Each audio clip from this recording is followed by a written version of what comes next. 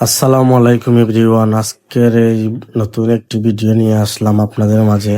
হযরত শাহজালাল রহমতুল্লাহ আলাইহির সাথের 360 জন সাথের একজন অন্যতম সফর সঙ্গীর মাজার শরীফ আপনাদেরকে দেখানোর চেষ্টা করব। সো সাথেই থাকুন আপনারা।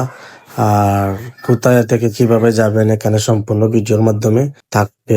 সিলেটের মধু শহীদ এলাকায় এই মাজারটি অবস্থিত। আপনি যে কোনো জায়গা থেকে আসলে এই মাজারটিতে অতি সহজেই আপনি যেতে পারবেন।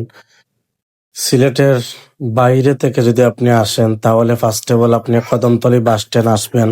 আসার পর এখান থেকে সরাসরি আপনি সিএনজি নিয়ে আপনি এই মাজারটিতে প্রবেশ করতে পারবেন। মধু শহীদ মাজার বললেই আপনাকে সিএনজি নিয়ে আসবে।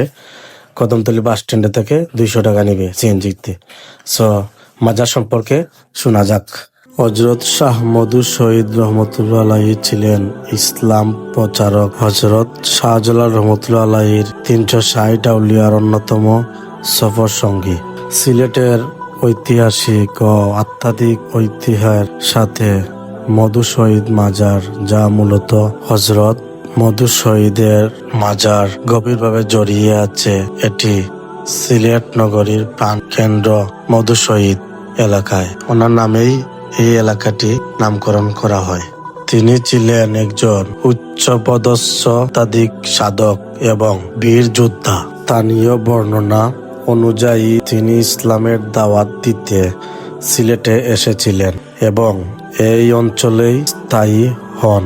তাকে মধু শহীদ বলার পেছনে চমৎকার একটি কারণ প্রচলিত আছে। তিনি যুদ্ধের ময়দানে শহীদ হয়েছিলেন বলে জনশ্রুতি আছে।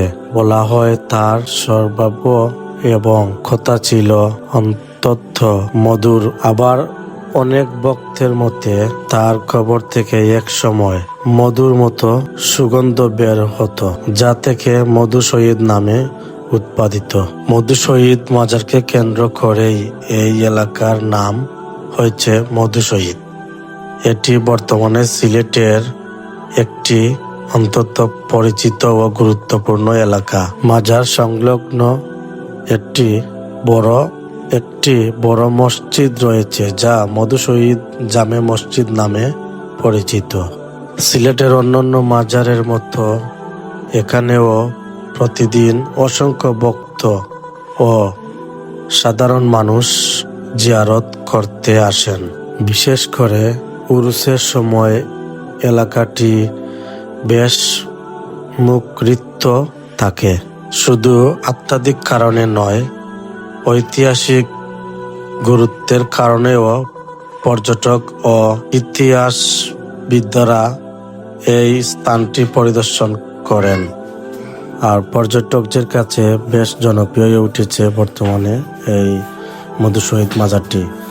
তো বন্ধুরা, আজকে আমার ভিডিওটি এই পর্যন্ত। যদি আমার ভিডিওটি ভালো লেগে থাকে আপনাদের কাছে, তাহলে আমার ইউটিউব চ্যানেলটি সাবস্ক্রাইব করে বেল আইকনটি অল করে রাখবেন।